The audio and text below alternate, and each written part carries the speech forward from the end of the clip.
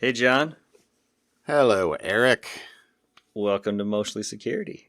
That's right. Hey, we have a real show. Yeah, I actually really like it. I do too. I do too. All right. So this week, anything exciting? How's it going with the bees? The beekeeping. Oh, yeah. You know, uh, I'm really excited about them, and they're going gangbusters. But so the deal with bees is that you have the brood chamber where the bees make honey for themselves, and they have their brood, and then they have their pollen stores, and all that's their stuff. And then you have these what are called queen excluders that you can put on top of the brood chamber, and then you put honey supers on top of that. And the queen excluders are sized so that the workers can go through, but the gaps are too small for the queen to get through, because it would be lovely, wouldn't it, if you could have full frames of, let's say, honey, and not frames that are kind of mixed, half honey and half larva. Yeah. I would not want to try to eat some larvae in my honeycomb. Exactly. So anyway, a couple weeks ago, actually 3 weeks ago at this point, they were going so well. I was like, look at this. I'm going to get some honey this year. It's going to be so exciting. And so I put my first supers on. And for the last 3 weeks, I have peeked inside the hive, and they have said, no, we do not want to put honey up there. Why would we want to build comb up on top? So I don't know what to do. I actually sent an email earlier today to my bee mentor and said, hey, I don't actually know if this is going to work or not, but I was like, hey, can I borrow a couple of like drawn out combs, like frames with comb already drawn out on it? Because then the bees can just like stick nectar in there, and I think that would like cause them to think, hey, this is an okay place to store honey.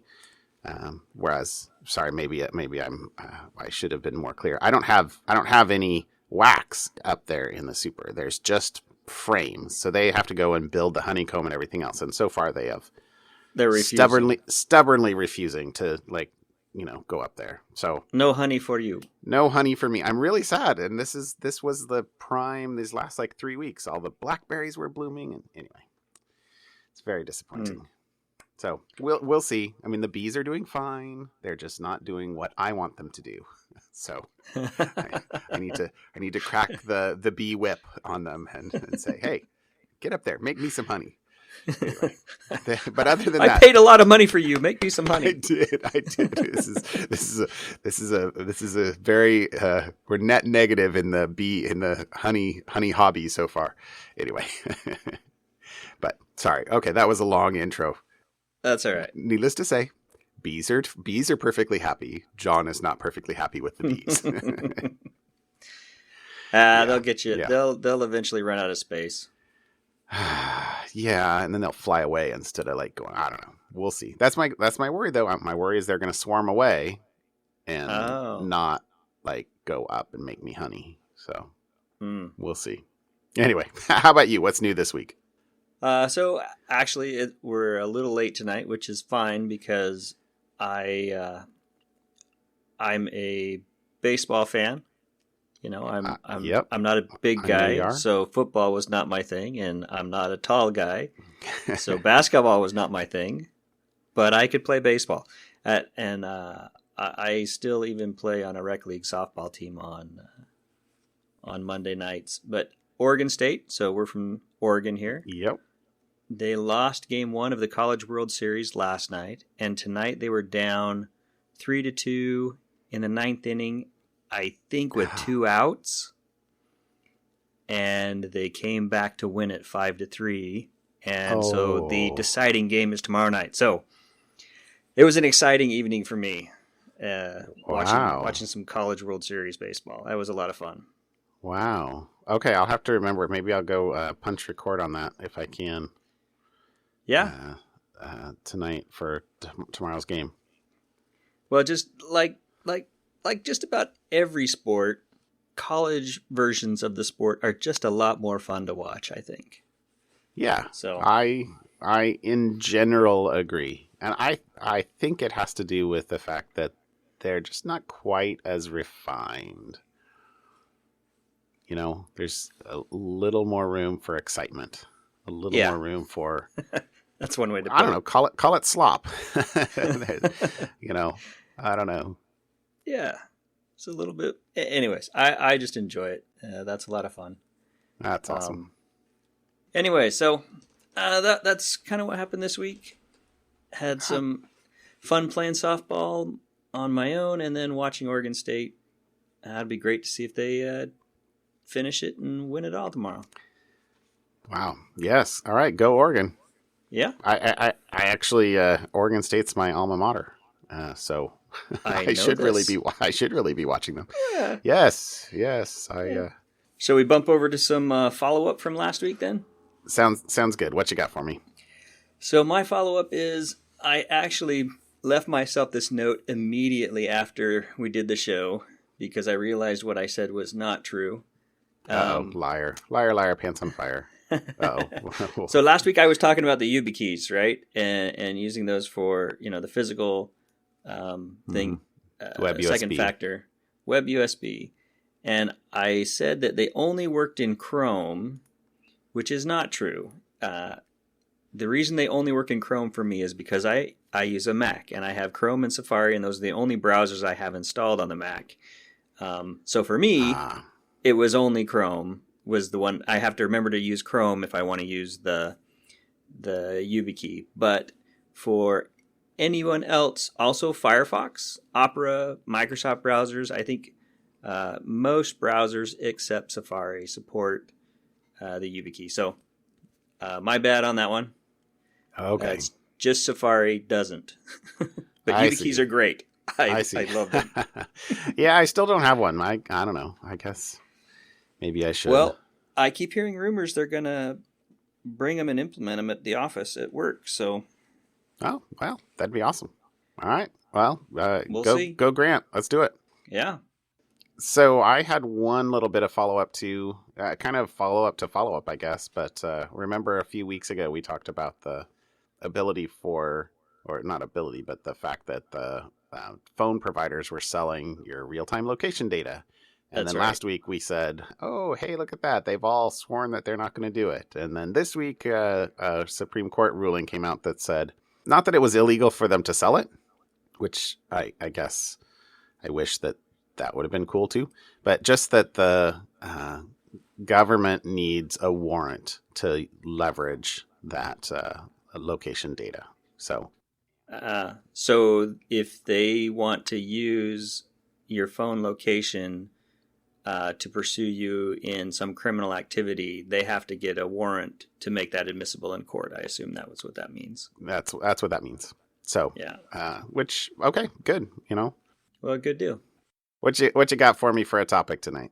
Okay, what I have this week is an article about Docker and images in Docker. It was passed along from a friend of ours at the office out of the UK office, Wayne Gibson. And the article talks about someone who had uploaded Docker images to Docker Hub that had code in them for mining cryptocurrencies. So if you're not familiar with, I'm sure most technical people are familiar with Docker, but what Docker is a repository for anybody to go and pull down an image, a fully baked, already set up running image of whatever software it may be that you want. So if you need a database server, you can go to Docker and just download a database, and it's already all set up and configured. You don't have to install new software. You just kind of download that image, do a little config, and you're off and running. So apparently a user had uploaded a bunch of these images, and like a lot of things on the internet, anybody can contribute images and you share images. Had uploaded these images, but then stuck a crypto miner in them. So anyone that downloaded, let's say, an image for a database server and started using the database server, that image, since it's all running code, would behind the scenes start mining cryptocurrency. Right. And so the article I think is kind of interesting, and there is a more detailed article by some security firms that did in-depth analysis of what those Docker images actually were, and how they worked. But I think more what I just wanted to...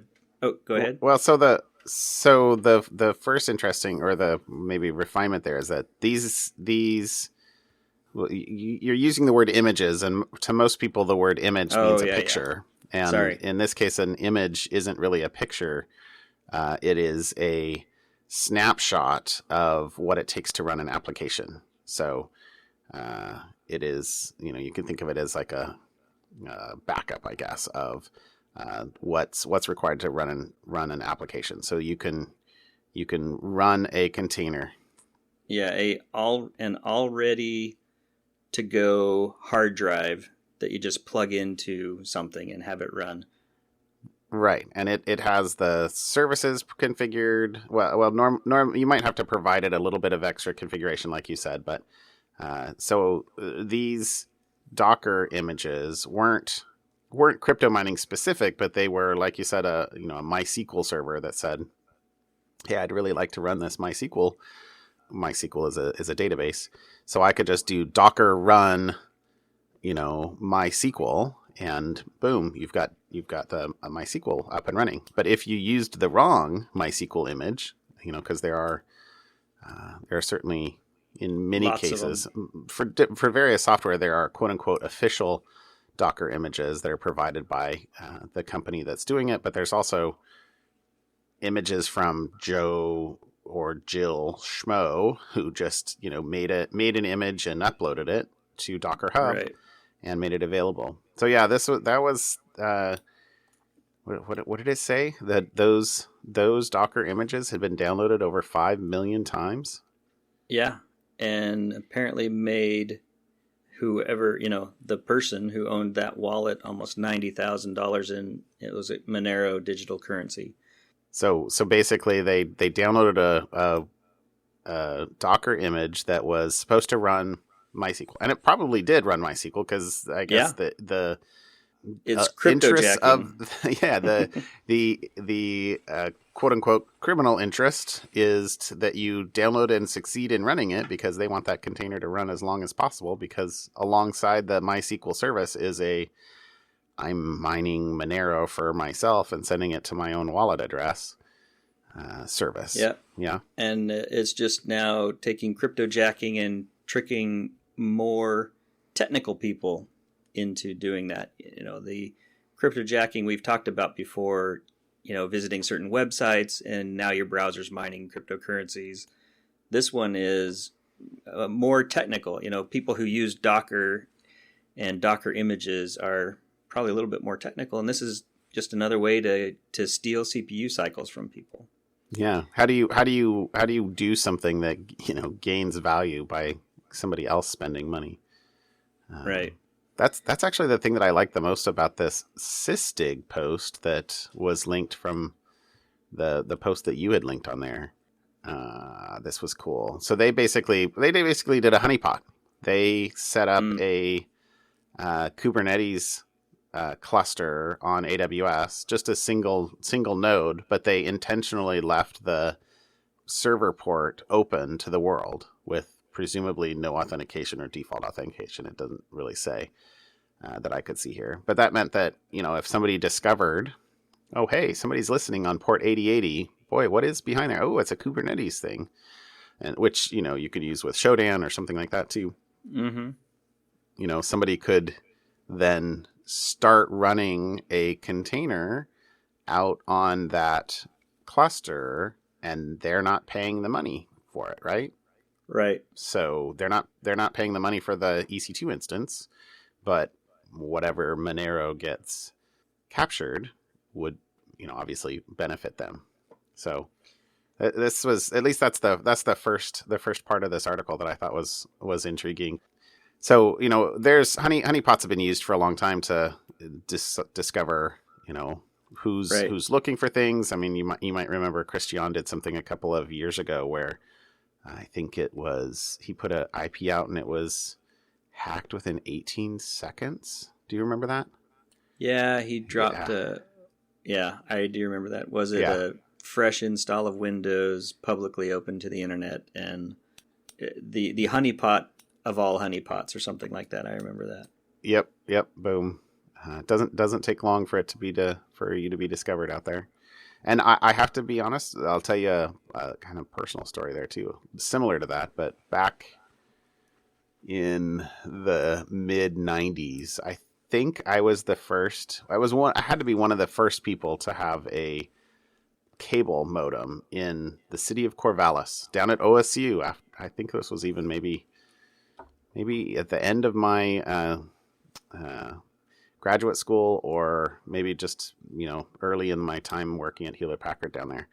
But I had a cable modem installed, and they seriously, they sent like 4 people to install it, because I think they were, they were kind of training. This is what you do. This is what blah blah blah. Right. And this is maybe this was a little bit later in the 90s, but.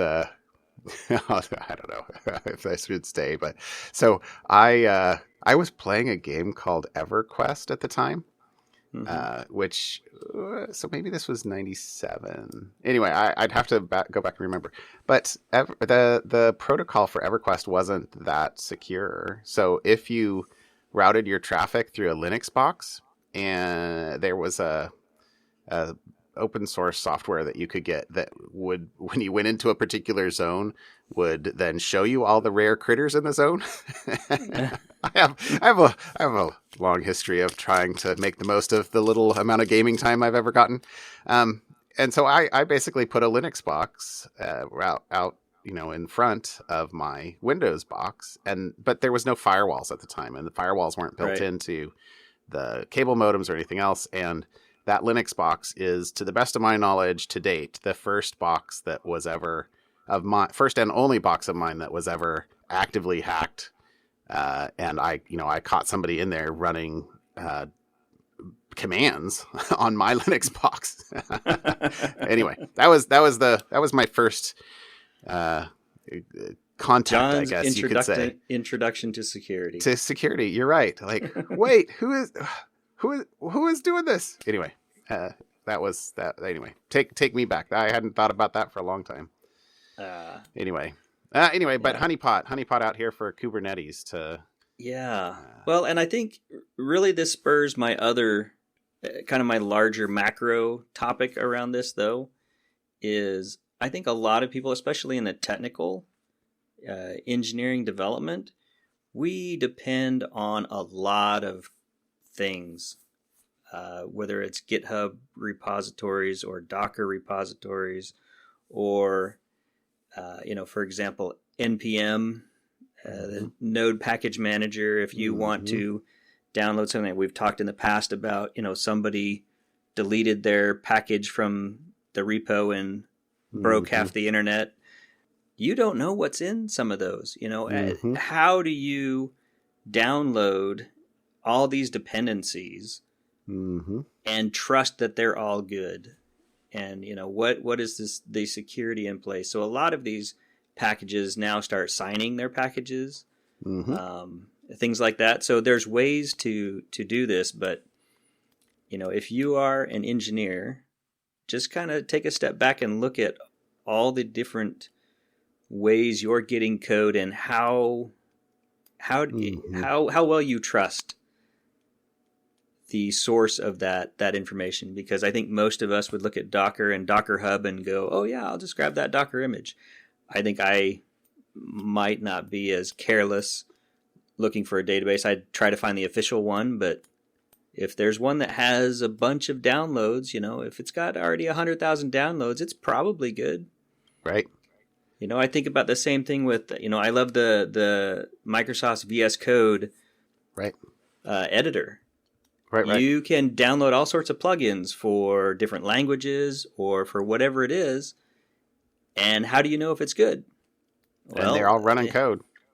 Yeah, they're all running code, and you download something for whatever. I'm looking forward to the crypto miner in VS Code at some point attached to some package that does something I want. That's right. Right. Your Vim bindings, Vim yes. and Monero bindings. Exactly. Stuff like that. So I guess there's your macro security topic to think about and consider when you're using or setting up a development environment or whatever you're doing. Keep an eye out for the dependencies. Don't just look at the small area that is what you want to do. It's probably linked to large sums of things. Anyways. Yep. Nope. That's my topic. That is absolutely true. Yeah. The amount of code that is actually written for a particular project these days is probably less than 10% of the code overall that it takes. Right. I mean, exactly. Just go create a basic Express app and look at how much stuff you got in your node modules directory. Yep. All right. Well, my topic this week was something that it actually happened late last week, or before we recorded last week at least. But we didn't really have time to get to it last week, and I thought it was worth talking about. Was the Tesla insider? Did you see this? Yes, this article. Did. So there was a guy hired by Tesla in October of 2017, I believe. Yeah, hired by Tesla for like a engineering role. But he only wound up working there for 6 months. So yeah, so here we go. So he was hired on October 6th of 2017. And then within a few months, his managers identified this person. We're going to put the link in here, so I guess we can actually say his name is Martin Tripp, as at times being disruptive and combative. So he was reassigned to a new role and expressed anger he was reassigned. Anyway, net is there's this. We have the link to the complaint actually by Tesla to the court. There's also an article about it, but the article didn't really have that much detail in it. But basically, this guy allegedly inserted code into their what do they call it? Their manufacturing operating system. So I'm sorry, little segue. One of the things that I went was, what manufacturing operating? Is this common among manufacturing companies that they have their own operating, or is this just their set of code that runs on top of, the lines and everything else? So yeah, I don't know. I don't know. I'd love to know a little more about how they're using the word operating system, and maybe it's just that I'm not a mechanical engineer, and that they truly do that. But to the best of my knowledge, a lot of those, they're driven by RTOSs, real-time OSs, things like Wind River, something like that. Right. But, that there's general purpose code on top of that. And anyway, blah, blah, blah, blah. But the step back to this, this guy also siphoned off a lot of data, sending it to unknown third parties, presumably we'll know at some point in time. And that he had kind of routed a lot of this data through 3 other individuals' computers so that it would continue to work even after he left the company, and so that, quote unquote, so that those individuals would be falsely implicated as guilty parties. So, the 2 things I thought about this was, just first and foremost, the amount of damage that a disgruntled or malicious insider can do is truly enormous. I have yet, to the best of my knowledge, worked with anybody along these kind of lines, but we work with very sensitive software. We have a lot of controls in place, of course. There's code reviews on everything. There's unit tests. There's a ton of sort of process in place, but still, I mean, the amount of power that a developer has is not understood by non-developers, I would say. Yeah. I mean, this one does seem, I think it's probably getting a lot of the news because it is on the extraordinary side of the spectrum. But just in general, how do companies, how do you track or take care of or look out for insider threats? It's hard. Yeah, in pulling this up, I actually I grabbed another link to an article that talked about insider threats as the main security threat. And one of the interesting pieces of data that they had, and they linked to a study, but the study is behind a paywall, of course, or blah, things like that. But right. They did have a little bit of data here, which was of 874 incidents studied at, well, it says as reported to companies to the Ponemon Institute. So 874 incidents, 568 were caused by employee or contractor negligence. So that's 65% of incidents that were basically, preventable. So probably phishing. Right. That's almost certainly the main cause of that. Somebody clicked on a link. Oops, I really didn't mean, and they truly didn't mean to. It's human nature. That's why phishing works. And it's even worse with some of the spear phishing. Spear phishing is kind of the euphemism for more targeted phishing attack. In fact, maybe I should step back and say phishing is spelled with a PH. Phishing. So you're not fishing like Eric went fishing for fish a couple of weeks ago.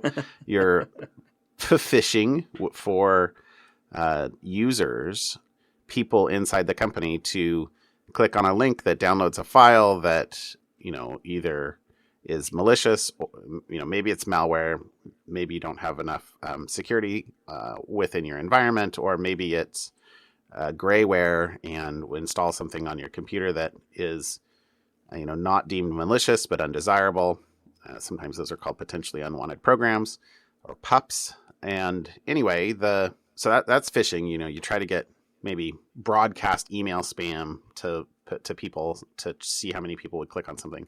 Whereas spear phishing is somebody's done research on Eric. They look you up on LinkedIn or elsewhere. They figure out things about you, and they kind of craft an email that makes you think that they think you will click on more likely because it's crafted to you. It's not a mass market. Right. What do you mail merge? Sorry, maybe that's an old metaphor. Yeah. Well, we talked about that a little bit, I think, last week too, with the Google Home and having the location. Now I can really craft an email specific to you that knows your location. So the more context I can get around you, the more believable I can make an email, and the more successful my spear phishing campaign will be. Good. Yes, absolutely. That's certainly one of the things you putting those two together I hadn't done before, but you're right. Anyway, so this said, essentially, what was it? 568 of this 874 were negligent. So that's 65%. 85 by outsiders using stolen credentials. So that is maybe by the results of something like spear phishing, or weak credentials and weak security for people guessing them, and 191 by malicious employees and criminals. Now, it kind of sucks that they didn't break that 191 out. What's the difference between what do you mean break it out? Well, you think a malicious employee and a criminal is different? Well, but it would be nice to be able to say of 874 incidents, 568 were caused by negligence, and 43 were caused by maliciousness. By grouping malicious employees and criminals together, you can't really tell where the hard line is between what was done by insiders and what was done by outsiders. Okay, but regardless, if 568, you're already at 65% were insiders. And the malicious insiders would only add to that and make it, some number more than 65%. You know what I mean? So yeah, essentially from this, And this particular quote isn't talking about the cost of any one of these incidents or normalizing them by cost. It could be that the quote unquote criminal ones or the outside stolen credential ones cost, 100 times more than the insider negligence ones. But just from a magnitude of incidents, insiders are where they come from. Insiders are the people clicking on those links. Insiders are the people, right. Downloading the wrong thing, even if it's not from phishing. Insiders are the ones that are, putting in a thumb drive that has something on it, or that's the sort of stuff that it's not new to anybody in InfoSec, but it is important to kind of remember. It's also like a balancing act, right? They're the people, we, inside our company, we are the people that get the work done. You have to trust your insiders. You have to rely on them. You have to. But that's also why there's many things these days around training, and kind of mock drills. You'll see. In fact, one of our friends got burnt by a, clicked on the link and it was a mock spear phishing campaign where the people that clicked on the link got the privilege of taking some extra security training. That's right. You remember that? Yes. So anyway, insiders are a general threat. You got to train them. You got to protect them, and you got to protect yourself from them, while at the same time relying on them to get the job done. Yeah. Anyway, this was the specific instance of Tesla is, I think, both interesting to read, but then also, just a reminder of one of the things that one of the maybe maxims of info security. It's not an easy problem to solve. I don't think it's a solvable problem. The humans are still the weakest links. That's right. And I don't see anything replacing humans as the weakest link anytime soon. It depends on how many of those food delivery robots they kick. I don't know. Yeah. All right. How about we move on to something fun? All right. I told myself this week I would have something that was actually fun and not just a funny security thing. So this one has nothing to do with security. Although maybe there is a security angle in here, but okay. Something fun doesn't have to do. I was selling knives a few weeks ago, so Yeah, no. So this one is. I thought this was really super cool. I'm sure you've seen slow-mo footage. Time Warp was my favorite. I watched that with the kids. That great so show. Much. Yeah. So a lot of that. Well, NVIDIA, they sell GPUs, so graphic cards, and big into that. They have developed software that can, I guess I shouldn't say software. They have developed technology that can create slow motion video that is, and the title is, better than a 3,000 frames per second camera. And they do it by leveraging AI, a deep learning neural network, to fill in the frames from one, between, that the camera's taking. And so you can take your slow-mo video and at, 30 frames per second or 60 frames per second or 240 frames per second or whatever it is. And then when you play it back, you can kind of get the cool thing. You see, the iPhone or pretty much any mobile phone these days has, a slow-mo or a time-lapse or these different features of the camera, the video camera. And there's some kind of fun things, I love slow motion. Like it is so cool. So anyways, you have to go out and look at some of the videos that they have used their software against, or I shouldn't say software again, their technology, because I don't actually know if there's hardware involved as well. I think there is hardware involved as well, but that they can relatively inexpensively build really, really cool slow-mo videos of lots. Anyway, so we'll link to, I'll just stop here and say, go out to the link read the article, click on some of the videos, and watch the slow-mo videos that they have.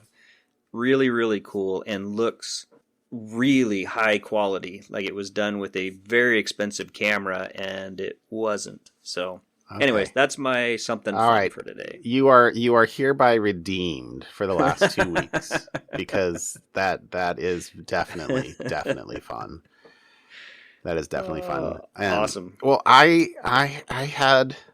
decided on what my something fun was this past weekend, but I meant to actually do it before I chose it or before I talked about it. So I'm feeling like this is my second week in a row where I'm saying something is cool, but I haven't actually used it. But I don't know what to say. So this was, I saw a link to a guy that is running NES, so Nintendo Entertainment System games on an iPad in playgrounds. So this is so cool because NES emulator. So if you MAME, the multiple arcade machine emulator that has been around for years and years and years, and you can get essentially ROMs, software ROMs of all these games that used to be in the cartridges on the NES or other game systems. But so these emulators are mostly written in C++, and you can't. In fact, somebody got a MAME port onto the iPhone years and years and years ago, but it got through the App Store review and then quickly got pulled. Right. Because you're not allowed to do that on iOS.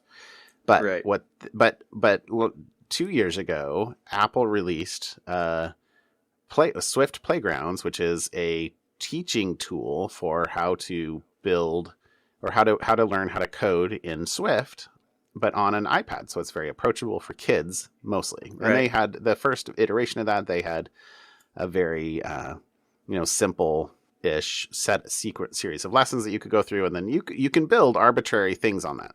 But then so basically you can do what those other things were doing that got removed from the app stores. You can write code and run it on an iPad, which has not been allowed in the App Store, but this is kind of a approved way that Apple potentially inadvertently allowed what to happen on. Well, I think it was the last WWDC with Playgrounds 2. They announced that you could then share playgrounds between each other. So that's actually what is enabling this. So this guy, what's his name?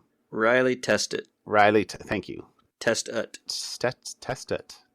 All right, way to go, Riley. Anyway, so what he did was he took the Nestopia emulator, which is evidently a NES emulator, used a open source mscripten. There's the link in here. We'll put the link in here. But basically to compile the code base to JavaScript, Eric. It's JavaScript. But because then you can include the JavaScript file in your playground and use a web view to run the JavaScript inside your playground, so that you're basically running an emulator that was originally written in C or C++, converted to JavaScript so that it could be included in a web control and then displayed. Now, on a platform that is, disallows this. Anyway, I thought this was the coolest hack. And there's a bunch of comments. There's a bunch of comments on his post that, hey, this doesn't work for me. So maybe it won't work for me either. But even the presence of such a thing just made me smile and made me go, wow, that's cool. That is actually quite cool. I will have to try it as well. Yeah, I still have to try it, but this was my something cool that I can't not have something cool, this as my something cool this week. But nice. So we kind of have a bonus something cool. You've been playing around with Have I Been Pwned? Yep. And Have I Been Pwned in the password database, the 500 million passwords. And We've talked about, 1Password including this, and I just saw earlier this week, or maybe it was today, Firefox. Yep.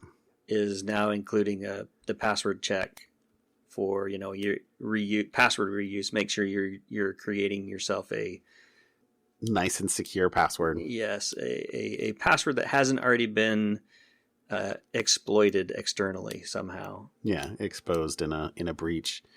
Yes. Anyway, so this something cool. So Troy Hunt is the guy that behind Have I Been Pwned, and he posted a spreadsheet just yesterday, I think, that said,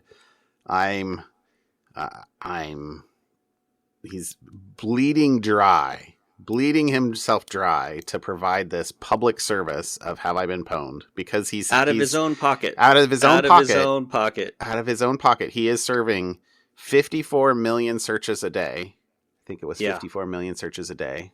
Using Microsoft's Azure cloud services, I believe. It's all hosted on Azure. And 54 queries a day. 54 million. Sorry, 54 million searches a day. Yeah. Against 500 million password databases. So these are 500 million exposed passwords. Yep. And the grand total is $7.40 a week. So society, cloud is where it's at. He's having a hard time doing this for you, but I just thought that was cool. This is how you cloud. Yes. And anyone that does not think cloud is going to take over the world of enterprise compute doesn't know how businesses run. Is not paying attention. Exactly. Not paying attention. Yeah. This is this is one guy who developed a service that is used 54 million times a day, and it's costing him $7 a month. It's costing him lunch. Once a week lunch. Once a week lunch. And honestly, since I've been getting the guac at Chipotle, it's like $14 a day. So I'm paying for 2 weeks of Have I Been Pwned API every time we go to Chipotle. Yeah. Sorry. Anyway, this was kind of a bonus, something fun. I thought this was really, really cool and nice of him to put out. It's all about the bandwidth in this particular case, because everything's served, quote unquote, mostly at the edge. He's using Cloudflare, and anyway, what was it? 237 gigabytes of bandwidth is the big thing. So and that's the $20 a month. So, boy, it's rough. Yeah, that's amazing. Isn't that impressive? Yep, that's very cool. Very cool stuff. All right, Eric, shall we call it a night? Yep. Go Oregon State. Go Oregon State. All right.